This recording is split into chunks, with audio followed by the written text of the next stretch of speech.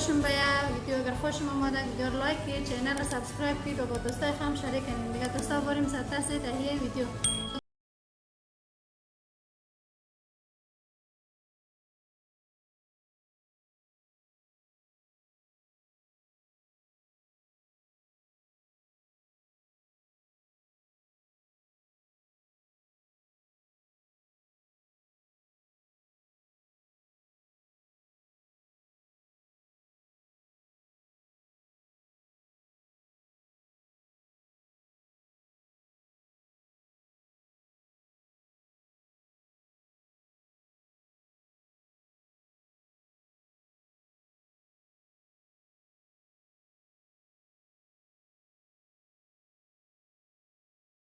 میکس می‌کنیم که خب شکر آوش نه.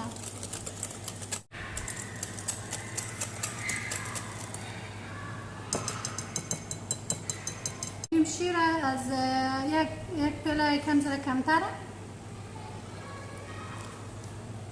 چند روغن دوستان از یک پیله کم ذره کمتره. دیگه دوستا شکرم داخل چی من دادم خوب آوش نقدر زیاد توضیح موادشی.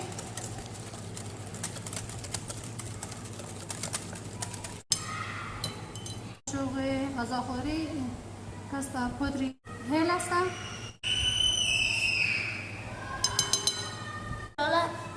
دوستا این نیم کاستا خمیر مایه اندازه قاشق چای خوری.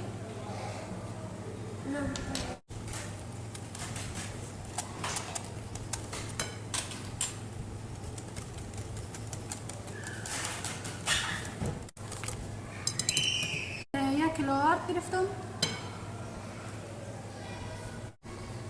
2 گلاس